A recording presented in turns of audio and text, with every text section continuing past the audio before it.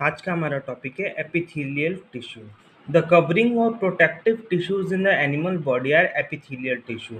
Covering के लिए किसी भी ऑर्गन को कवर करने के लिए या प्रोटेक्ट करने के लिए जिन टिश्यूज का इस्तेमाल होता है एनिमल की बॉडी के अंदर, उनको हम बोलते हैं epithelial tissues. Epithelium covers most organs and cavity with in the body. Epithelium क्या कवर करता है? मोस्ट ऑफ द ऑर्गन्स को और कैविटीज को बॉडी के अंदर।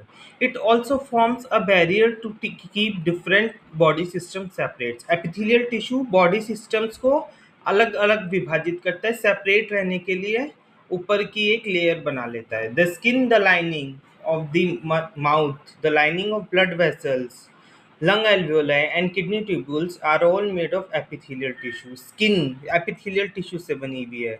लाइनिंग ऑफ द माउथ, चेहरे की जो माउथ की जो लाइनिंग है वो भी एपिथेलियल टिश्यू की है। ब्लड वेसल्स की लाइनिंग, लंग्स में एल्वियोलाई की लाइनिंग, किडनी की लाइनिंग, इन सब की क्या है? किडनी ट्यूब्यूल्स की एपिथेलियल टिश्यू से बनी हुई है। Epithelial tissue cells are tightly packed and forms a continuous sheet. Epithelial के जो एपिथेलियल टिश्यूज के जो सेल्स होते हैं वो टाइटली पैक्ड है और कंटिन्यूअस शीट बना रहे हैं। They have only a small amount of cementing material between them and no intercellular spaces. उनके बीच में क्या है? थोड़ी कम मात्रा में, छोटी मात्रा में सीमेंटिंग मटेरियल है उन दोनों के बीच में, लाइनिंग के बीच में, और कोई इंटरसेल्युलर स्पेस बिल्कुल भी नहीं है। ऑब्वियसली एनीथिंग एंटरिंग और leaving the body must cross at least one layer of epithelium.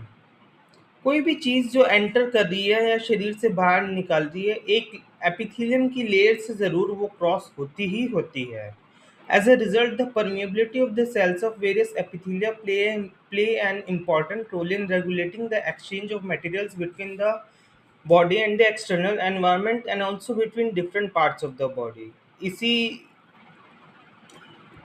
इसी के परिणाम स्वरूप जो परमिएबिलिटी है सेल्स की, एपिथेलिया के सेल्स की, वो इम्पोर्टेंट रोल प्ले करती है मटेरियल्स के एक्सचेंज को रेगुलेट करने में, शरीर के बीच में और एक्सटर्नल एनवायरनमेंट या एक ऑर्गन से दूसरे ऑर्गन के बीच में, विद इन द बॉडी, एक ही शरीर के अंदर क्या है, मटेरियल्स को एक्सचेंज करने के लिए रेगुलेट करती है। Regardless of the type, all epithelium is usually separated from the underlying tissue by an extracellular fibrous basement membrane. जितने भी तरीके के एपिथेलियम है उसमें एक बेसमेंट मेम्ब्रेन होती है जो एक्स्ट्रा सेलुलर फाइब्रस है। क्या होती है? Basement membrane.